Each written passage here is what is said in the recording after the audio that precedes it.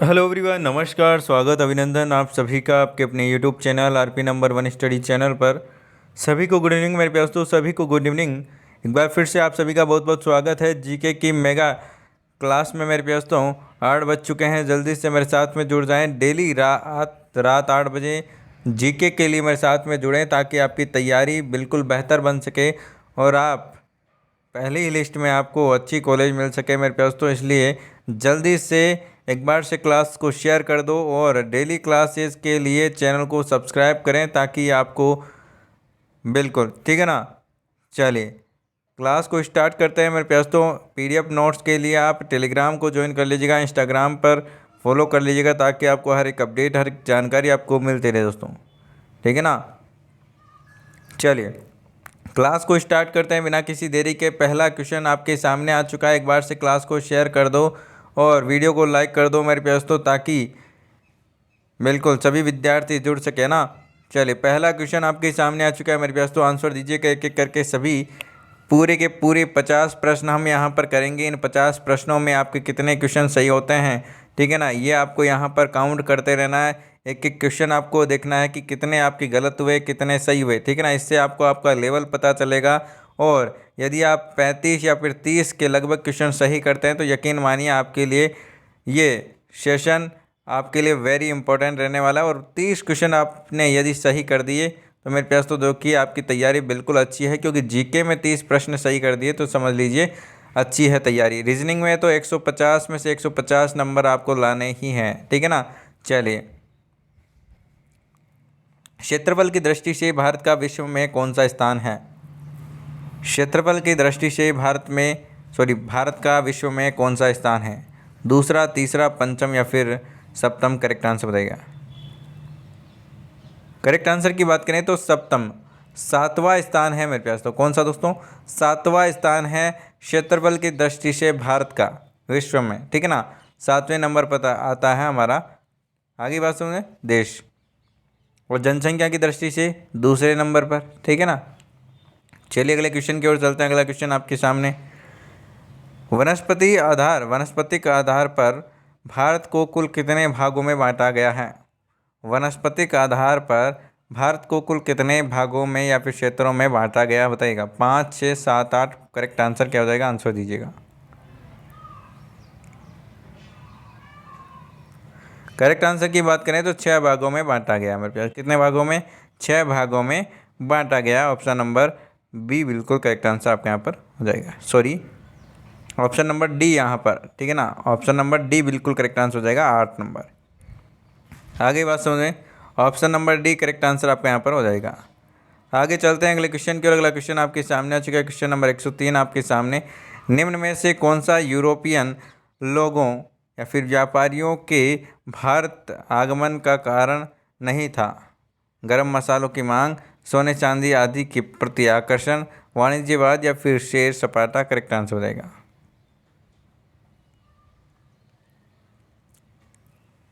Option number D बिल्कुल correct answer हो जाएगा, सैर सपाटा, ऑप्शन नंबर डी।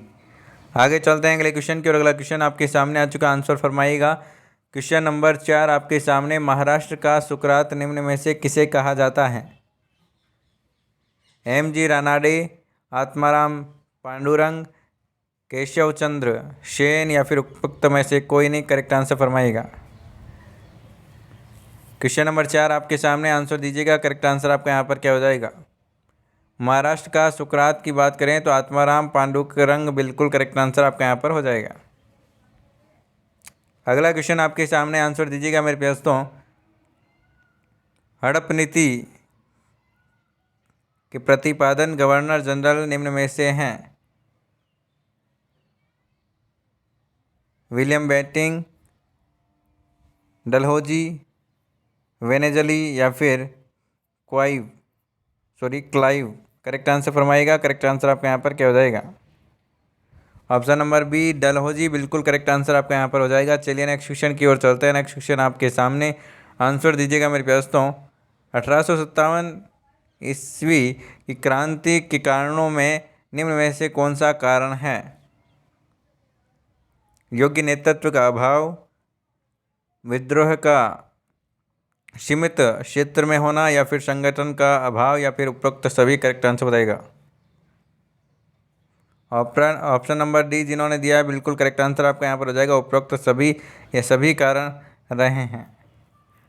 भारतीय राष्ट्रीय कांग्रेस की स्थापना के समय कितने प्रतिनिधि उपस्थित हुए? 28, 85, 72 या फिर 82? करेक्ट आंसर बताइएगा मेरे प्यास। तो दोस्तों क्लास को शेयर करते रहो, लाइक वाइक करते रहो, क्लास को लाइक और शेयर किया करो मेरे प्यास। तो चलिए करेक्ट आंसर की बात करें मेरे प्यास तो ऑप्शन नंबर आपका यहाँ पर सी बिल्कुल करेक्ट आंसर हो जाएगा। 72, 72 प्रतिनिधि उपस्थित हुए। चोरी चौरा कांड का संबंध किस आंदोलन से है?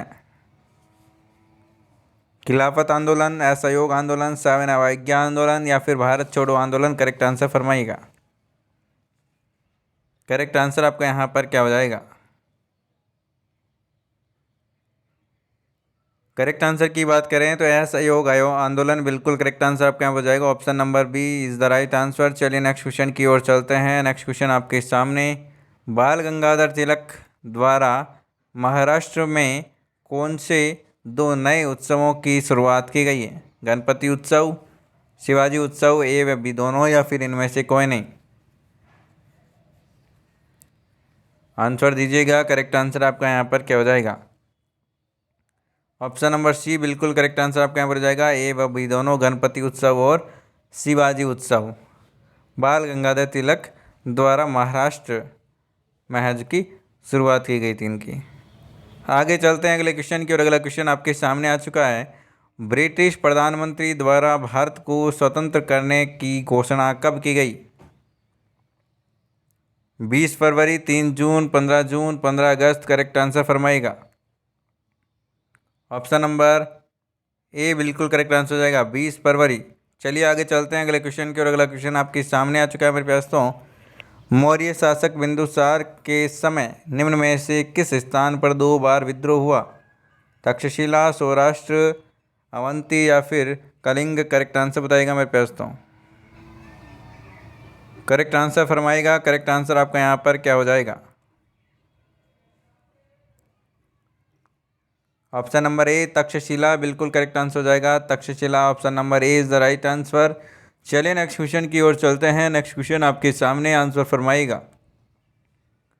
भारत का नेपोलियन किस गुप्त शासन को कहा जाता है?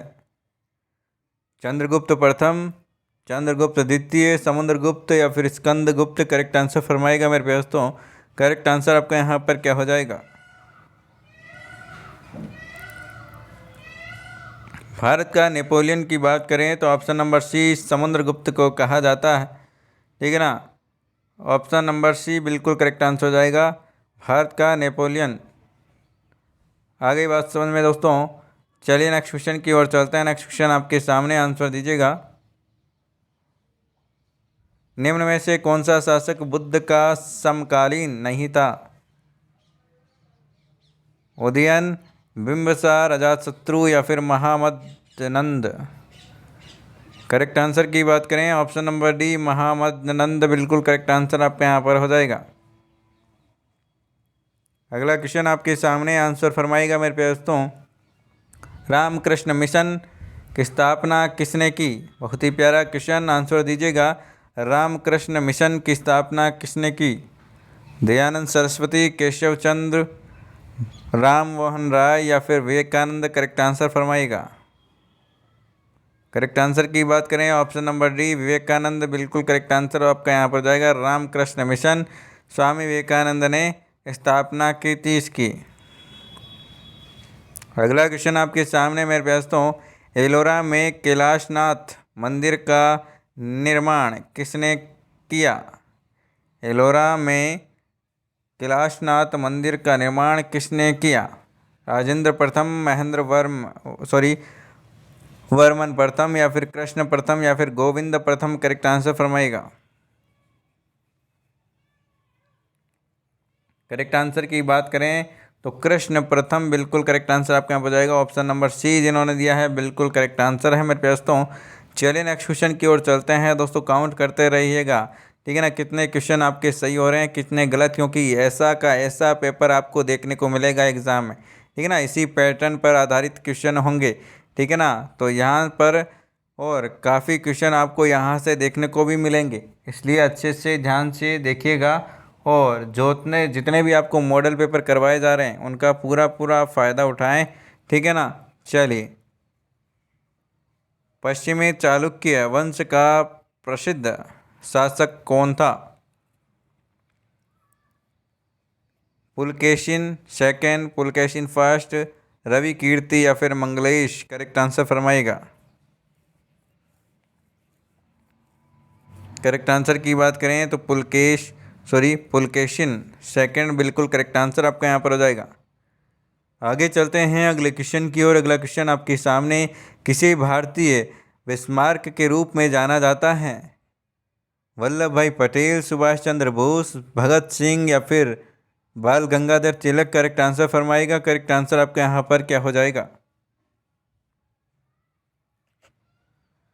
भारतीय बिस्मार्क की बात करें तो वल्लभ भाई पटेल बिल्कुल करेक्ट आंसर हो जाएगा। Option number A is the right answer. चलिए नेक्स्ट क्वेश्चन की ओर चलते हैं। नेक्स्ट क्वेश्चन आपके सामने, एक सींग वाले गेंडों के लिए कौन सा अभ्यारण्य प्रसिद्ध है? बहुत ही प्यारा क्वेश्चन आपके सामने। काजीरंगा, मानस, भगवान महावीर या फिर टांकी? करेक्ट आंसर फरमाएगा। करेक्ट आंसर फरमाइए मेरे प्यास। तो बहुत ही प्यारा क्वेश्चन आपके सामने, एक सींग वाले गेंडे के लिए कौन सा अभ्यारण्य प्रसिद्ध है? तो ऑप्शन नंबर ए टिक करेंगे आप, काजीरंगा। कौन सा दोस्तों? काजीरंगा। ऑप्शन नंबर ए बिल्कुल करेक्ट आंसर आपका यहाँ पर हो जाएगा। आगे चलते हैं अगले क्वेश्चन की और अगला क्वेश्चन आपके सामने आ चुका है दोस्तों। वातावरण की सबसे गर्म परत कौन सी है? थर्मोस्फियर, ट्रोपोस्फियर, स्ट्रेटोस्फियर या फिर मेसोस्फियर? करेक्ट आंसर फरमाइएगा। करेक्ट आंसर फरमाइए मेरे प्यास। तो करेक्ट आंसर आपका यहाँ पर क्या हो जाएगा?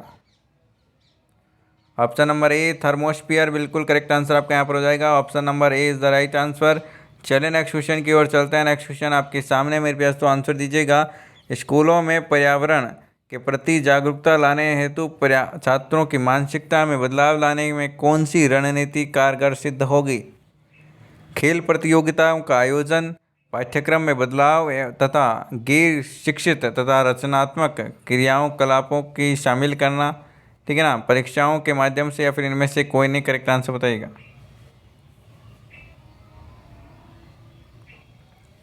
ऑप्शन नंबर बी जिन्होंने दिया है बिल्कुल करेक्ट आंसर है मेरे प्यास। तो पाठ्यक्रम में बदलाव तथा गैर शैक्षिक एवं रचनात्मक क्रियाकलापों को शामिल करने से। ठीक है ना, देखिए पाठ्यक्रम में बदलाव होगा तो बालकों को अच्छे से समझा पाएंगे, और शैक्षिक और रचनात्मक, ठीक है ना, वहाँ पर ड्राइंग करके, ठीक है ना, किताबें छापी जाएंगी तो बिल्कुल अच्छे से और यहाँ की अच्छे में समझ में आएगा और जागरूकता फैलेगी।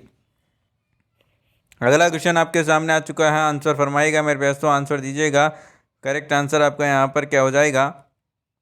निम्नलिखित में से किसमें सर्वाधिक जैव विविधता पाई जाती है? शीतोष्ण पर्णपाती वन बायूम, उष्णकटिबंधीय सदाबहार वर्षावन बायोम, या फिर शीतोष्ण घास प्रदेश बायोम, या फिर सवाना बायोम? करेक्ट आंसर रहेगा, बताइएगा मेरे प्यास। तो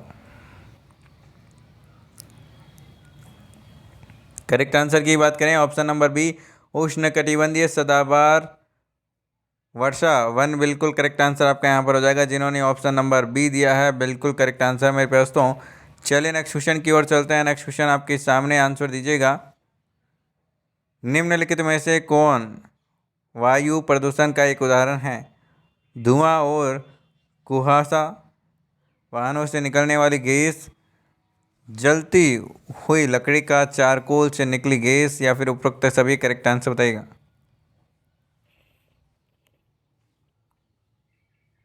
करेक्ट आंसर की बात करें तो ऑप्शन नंबर डी सभी के सभी क्या है? वायु प्रदूषण के कारण हैं। वन्य जीव सप्ताह मनाया जाता है। इंपॉर्टेंट क्वेश्चन, वन्य जीव सप्ताह कब मनाया जाता है बताइएगा दोस्तों? 1 अक्टूबर से 7 अक्टूबर, 15 अक्टूबर से 21 अक्टूबर, 1 जून से 7 जून या फिर 15 जून से 21 जून, करेक्ट आंसर फरमाइएगा। ऑप्शन नंबर ए जिन्होंने दिया है बिल्कुल करेक्ट आंसर है मेरे दोस्तों। जिन्होंने ऑप्शन नंबर ए दिया है, 1 अक्टूबर से 7 अक्टूबर तक वन्य जीव सप्ताह मनाया जाता है। आगे बात समझ में। चलिए नेक्स्ट क्वेश्चन की ओर चलते हैं दोस्तों। इम्पोर्टेंट क्वेश्चन है आप लोगों के लिए, इसलिए ध्यान से पूरी क्लास को देखिएगा और पूरा इसका लुत्फ़ उठाएगा, क्योंकि एग्ज़ाम में यहाँ से क्वेश्चन आपको देखने को मिलेंगे इन सारे के सारे मॉडल पेपर्स में से, ठीक है ना। इसलिए अच्छे से ध्यान से अच्छे से देख लीजिएगा। और इसके अलावा भी जहाँ से भी आपको मैटर मिले वहाँ से बस ग्रहण करते रहिएगा, क्योंकि अब टाइम आपके पास में बहुत ही कम बचा है। 3 जुलाई आपकी नज़र आ रही है। आ गई बात समझ में। 3 जुलाई आपकी नज़र आ रही है, इसलिए रेगुलर रूप से क्लासें लेते रहें और साथ ही साथ जितने भी क्वेश्चन आप प्रैक्टिस कर सकते हो प्रैक्टिस करते रहिए। आ गई बात समझ में। चलिए, निम्नलिखित में से कौन द्वितीय श्रेणी का उपभोक्ता है, बताइएगा। हाथी, सांप, शेर, बकरी। द्वितीय श्रेणी का कौन है मेरे प्यारे दोस्तों? तो ऑप्शन नंबर बी सांप बिल्कुल करेक्ट आंसर आपका यहाँ पर हो जाएगा। आगे चलते हैं अगले क्वेश्चन की ओर। अगला क्वेश्चन आपके सामने पारिस्थितिकी तंत्र का उदाहरण है। वायु, तालाब, जल या फिर मृदा। करेक्ट आंसर फरमाएगा मेरे प्यारे दोस्तों। पारिस्थितिकी तंत्र का उदाहरण है। करेक्ट आंसर की बात करें तो मेरे प्यारे दोस्तों तालाब, ऑप्शन नंबर बी। दोस्तों पारिस्थितिकी तंत्र का एक उदाहरण है मेरे प्यारे दोस्तों। चलिए आगे चलते हैं दोस्तों। पेरियार नेशनल पार्क किस पर्वत श्रृंखला में है? इंपॉर्टेंट क्वेश्चन है, पूछा गया क्वेश्चन है मेरे दोस्तों। अरावली पर्वतमाला, विंध्य पर्वतमाला या फिर पूर्वी घाट या फिर पश्चिमी घाट। ऑप्शन नंबर डी बिल्कुल करेक्ट आंसर हो जाएगा, पश्चिमी घाट। पेरियार नेशनल पार्क पश्चिमी घाट पर्वत श्रृंखला में है स्थित, आपको ध्यान रखना है मेरे दोस्तों। अगला क्वेश्चन आपके सामने आ चुका है, आंसर फरमाइएगा मेरे दोस्तों। भारतीय संविधान का कौन सा अनुच्छेद पर्यावरण संरक्षण को प्रत्येक नागरिक के मौलिक कर्तव्य के रूप में पहचान कराता है? अनुच्छेद 42, अनुच्छेद 48A, अनुच्छेद 51A या फिर अनुच्छेद 20। करेक्ट आंसर फरमाइएगा। करेक्ट आंसर बताएगा मेरे दोस्तों। करेक्ट आंसर आपका यहाँ पर क्या हो जाएगा? क्वेश्चन नंबर 127 आपके सामने। करेक्ट आंसर की बात करें मेरे प्यारे दोस्तों तो ऑप्शन नंबर आपका यहाँ पर बिल्कुल ऑप्शन नंबर सी जिन्होंने दिया है बिल्कुल करेक्ट आंसर है। अनुच्छेद 51A बिल्कुल करेक्ट आंसर हो जाएगा। आर्टिकल 51A के तहत मेरे प्यारे दोस्तों भारतीय संविधान का जो अनुच्छेद 51A है उसके अनुसार पर्यावरण संरक्षण को प्रत्येक नागरिक का मौलिक कर्तव्य है कि वो बिल्कुल अच्छे से संरक्षण करे, ठीक है ना। पर्यावरण संरक्षण करे दोस्तों, है ना। चलिए, इसीलिए पर्यावरण को शुद्ध और स्वच्छ रखते रहिए मेरे दोस्तों, ठीक है ना। साफ सुथरा रखते रहिए, ये आपका कर्तव्य है। आपका क्या, हम सब का कर्तव्य है जो भी भारतीय नागरिक हैं। भारत की सबसे बड़ी नदी कौन सी है? गंगा, ब्रह्मपुत्र, सिंधु का गोदावरी। करेक्ट आंसर फरमाएगा। ऑप्शन नंबर बी जिन्होंने दिया है बिल्कुल करेक्ट आंसर आपका यहाँ पर हो जाएगा। चलिए नेक्स्ट क्वेश्चन की ओर चलते हैं। नेक्स्ट क्वेश्चन आपके सामने आ चुका है, क्वेश्चन नंबर 129। बिहार का शोक कहीं जाने वाली कोसी नदी का उद्गम स्थल है? कंचनजंगा पर्वत से, अरावली पहाड़ियों से या फिर वेरीनाग कश्मीर से या फिर रोहतांग दर्रे से। करेक्ट आंसर फरमाएगा। ऑप्शन नंबर ए कंचनजंगा पर्वत से बिल्कुल करेक्ट आंसर आपके यहाँ पर हो जाएगा। अगला क्वेश्चन आपके सामने, आंसर दीजिएगा। भारत में सिंचाई का प्रमुख स्रोत है? भारत में सिंचाई का प्रमुख स्रोत है कुएं, नहरें, तालाब या फिर नदियाँ। करेक्ट आंसर फरमाएगा मेरे दोस्तों। करेक्ट आंसर की बात करें तो आप सभी जानते हैं मेरे दोस्तों सबसे ज़्यादा भारत में क्या है? नहरें हैं, नहरों से सिंचाई होती है। आ गई बात समझ में। चलिए नेक्स्ट क्वेश्चन की ओर चलते हैं। नेक्स्ट क्वेश्चन आपके सामने, आंसर दीजिएगा मेरे प्यारे लाडलों। चलिए, और क्लास को शेयर करो मेरे प्यारे दोस्तों, ठीक है ना। क्लास को शेयर करते रहो। जिन्होंने भी लाइक नहीं किया लाइक कर दीजिए, है ना। लाइक वाला बटन दबा दीजिए मेरे दोस्तों, ताकि हमें भी पता चले कि बिल्कुल आपको अच्छा लग रहा है और आपको समझ में आ रहा है अच्छे से और आपके क्वेश्चन अच्छे से याद हो रहे हैं। चलिए थम्स अप कीजिए मेरे दोस्तों एक बार से, अच्छे से समझ में आ रहा है ना, बहुत अच्छे से। चलिए, ओस्मान झील भारत के किस राज्य में स्थित है बताइएगा? राजस्थान, आंध्र प्रदेश, हिमाचल प्रदेश या फिर मध्य प्रदेश? करेक्ट आंसर की बात करें आंध्र प्रदेश बिल्कुल करेक्ट आंसर हो जाएगा। ऑप्शन नंबर बी जिन्होंने दिया है Andhra Pradesh is the right answer. चलिए नेक्स्ट क्वेश्चन की ओर चलते हैं। नेक्स्ट क्वेश्चन आपके सामने, आंसर फरमाइएगा मेरे दोस्तों। 132 नंबर क्वेश्चन आपके सामने। निम्न में से कौन सा राज्य भारत का चांदी उत्पादक राज्य है? राजस्थान, कर्नाटक, आंध्र प्रदेश या फिर उपरोक्त सभी? करेक्ट आंसर फरमाइएगा।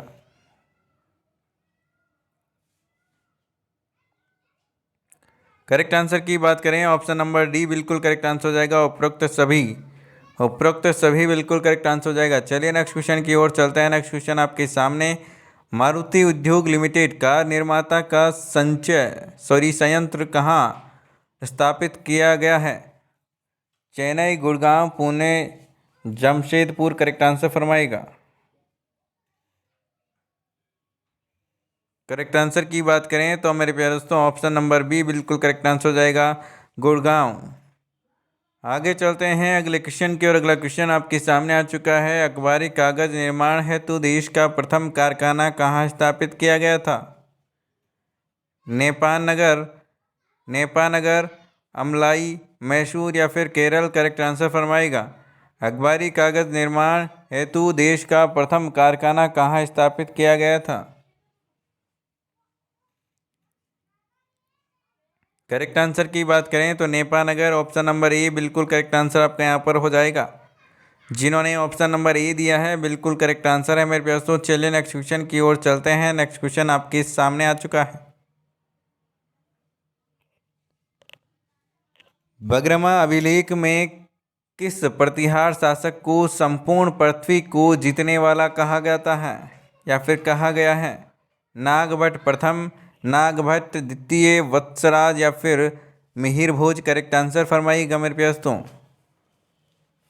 करेक्ट आंसर की बात करें तो मिहिर भोज जिन्होंने आंसर दिया है ऑप्शन नंबर डी बिल्कुल करेक्ट आंसर हो जाएगा।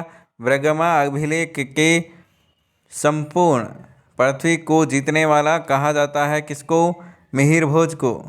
आगे चलते हैं अगले क्वेश्चन की ओर। अगला क्वेश्चन आपके सामने आ चुका है। कई बार पूछा जाता है ये क्वेश्चन। हल्दी घाटी के युद्ध को किसने खमनोर का युद्ध कहा? अब्बुल फजल, फैजी या फिर बदायूनी या फिर उपरोक्त में से कोई नहीं? करेक्ट आंसर फरमाएगा। करेक्ट आंसर की बात करें जिन्होंने ऑप्शन नंबर ए दिया है बिल्कुल करेक्ट आंसर हो जाएगा, अब्बुल फजल।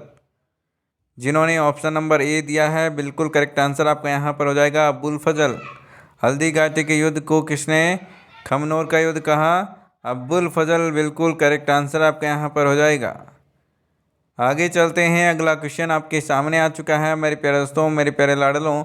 आंसर दीजिएगा। निम्न में से किस शासक को जाटों का प्लेटो अथवा जाटों का अफलातून कहा जाता है? बताइएगा दोस्तों। जवाहर सिंह, बदन सिंह, चूड़ामन या फिर सूरजमल? करेक्ट आंसर फरमाइएगा। करेक्ट आंसर फरमाइएगा। करेक्ट आंसर आपका यहाँ पर क्या हो जाएगा?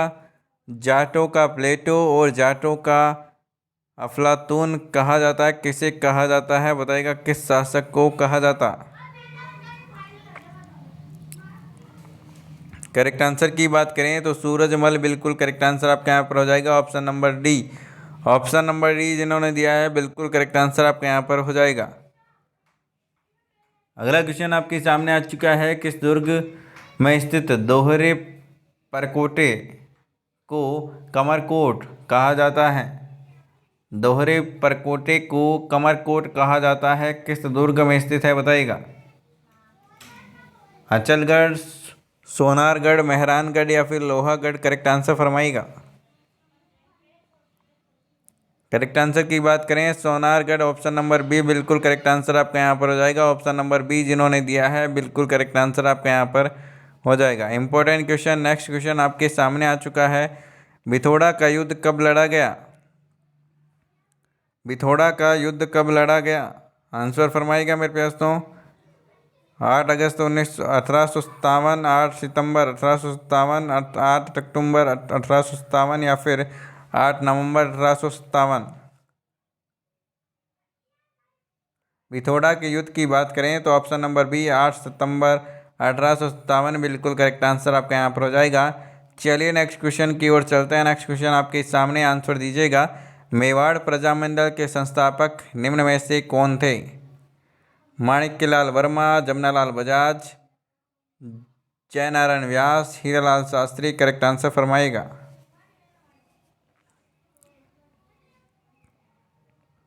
काउंट करते रहिएगा मेरे दोस्तों, काउंट कर रहे हो ना, भूलिएगा मत, काउंट करते रहेगा, इससे आपको आपका लेवल पता चलेगा। चलिए मेरे दोस्तों, माणिक्यलाल वर्मा बिल्कुल करेक्ट आंसर हो जाएगा। मेवाड़ प्रजामंडल के संस्थापक माणिक्यलाल वर्मा थे। आगे चलते हैं अगले क्वेश्चन की ओर। अगला क्वेश्चन आपके सामने आ चुका है। राजस्थान में अधिकांश कृषि क्षेत्र कौन से मौसम या फिर प्रकार में बोई जाती है? बताइएगा। कौन सी फसल है की बोई जाती है मेरे दोस्तों अधिकांश राजस्थान में? बताइएगा। रबी, खरीफ, जायद या फिर उपरोक्त में से कोई नहीं।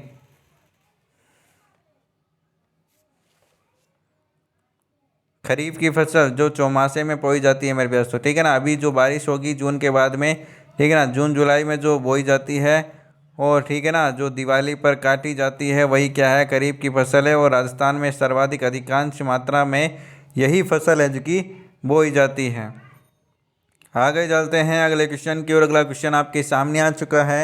व्यास परियोजना में कौन कौन से राज्य की हिस्सेदारी है? पंजाब, हरियाणा, राजस्थान, उपरोक्त सभी। करेक्ट आंसर फरमाएगा मेरे दोस्तों। करेक्ट आंसर फरमाएगा। करेक्ट आंसर आपका यहाँ पर क्या हो जाएगा? व्यास परियोजना की बात करें तो मेरे दोस्तों पंजाब, हरियाणा, राजस्थान तीनों बिल्कुल करेक्ट आंसर हो जाएगा। ऑप्शन नंबर डी, उपरोक्त सभी। चलिए नेक्स्ट क्वेश्चन की ओर चलते हैं। नेक्स्ट क्वेश्चन आपके सामने आ चुका है, आंसर फरमाइएगा। निम्न में से कौन सा पारंपरिक ऊर्जा का स्रोत नहीं है?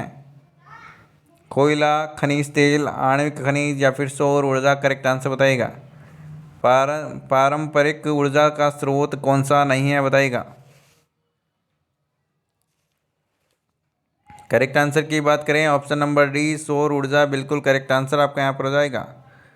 आगे चलते हैं अगले क्वेश्चन की ओर। अगला क्वेश्चन आपके सामने आ चुका है। तेहरताली नृत्य का संबंध किस जाति से है?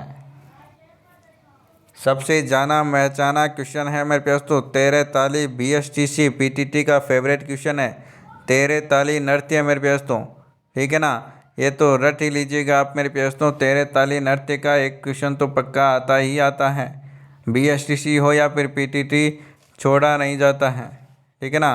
ऑप्शन नंबर ए बिल्कुल करेक्ट आंसर आपके यहाँ पर हो जाएगा, तेहरताली नृत्य। आगे चलते हैं अगले क्वेश्चन की ओर। अगला क्वेश्चन आपके सामने आ चुका है। नाट्य शास्त्र के रचनाकार थे भरत, भद्रबाहु, भारवी या फिर आनंद। करेक्ट आंसर फरमाएगा। भरत बिल्कुल करेक्ट आंसर हो जाएगा। नाट्य शास्त्र के रचनाकार भरत बिल्कुल करेक्ट आंसर आपका यहाँ पर हो जाएगा। कनिष्कपुर नामक नगर की स्थापना निम्न में से किसके द्वारा की गई? कणाद, कनिष्क या फिर महेंद्र या फिर चंद्रगुप्त प्रथम। करेक्ट आंसर फरमाएगा। करेक्ट आंसर की बात करें तो नाम से ही आपको पता चल रहा है, कनिष्कपुर का नामक जो नगर है कनिष्क के द्वारा है जो कि स्थापना की गई थी। आगे चलते हैं अगले क्वेश्चन की ओर। अगला क्वेश्चन आपके सामने आ चुका है मेरे दोस्तों। विक्रमशिला विश्वविद्यालय की स्थापना किसके द्वारा की गई?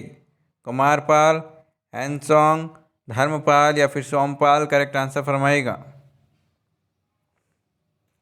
विक्रमशिला विश्वविद्यालय की स्थापना की बात करें तो धर्मपाल के द्वारा की गई थी, आपको याद रखना है। चलिए नेक्स्ट क्वेश्चन की ओर चलते हैं। आंध्र भोज के नाम से कौन सा विजयनगर का शासक जाना जाता है? कृष्णदेव राय, वीर नरसिंह, हरिहर प्रथम, बुक्का प्रथम। करेक्ट आंसर फरमाएगा। Option number A, Krishnadev Rai बिल्कुल करेक्ट आंसर आपका यहाँ पर हो जाएगा। मध्यकालीन भक्ति आंदोलन के प्रवर्तक माने जाते हैं? रामानुजाचार्य, रामानंद, माधवाचार्य या फिर कबीर करेक्ट आंसर फरमाएगा। करेक्ट आंसर की बात करें ऑप्शन नंबर ए रामानुजाचार्य बिल्कुल करेक्ट आंसर आपका यहाँ पर हो जाएगा। चलिए अगला क्वेश्चन आपके सामने आ चुका है। भारतीय संविधान के पितामह कहे जाते हैं? जवाहरलाल नेहरू, मोतीलाल नेहरू, भीमराव अंबेडकर या फिर उपरोक्त में से कोई नहीं करेक्ट आंसर फरमाएगा। ऑप्शन नंबर जिन्होंने सी दिया है बिल्कुल करेक्ट आंसर हो जाएगा। भीमराव अंबेडकर भारतीय संविधान के पितामह कहे जाते हैं। तो हमने यहाँ पर टोटल मेरे प्यारे दोस्तों 50 प्रश्न किए हैं। 50 प्रश्नों में से आपके कितने क्वेश्चन सही हुए कमेंट करके ज़रूर बताइएगा, ठीक है ना, ताकि हमें भी पता चले कि क्या लेवल आपका रह रहा है। और डेली क्लासेस लेते रहिए मेरे पास तो, ताकि आपका लेवल अच्छा हो सके। आपको बता दें रीजनिंग की क्लास सुबह 10 बजे होती है। इस क्लास में आप ज़रूर जुड़ें मेरे पास तो, ताकि आपका पूरा यहाँ पर इसके कंसेप्ट क्लियर होते रहें और आपके क्वेश्चनों की प्रैक्टिस होती रहे।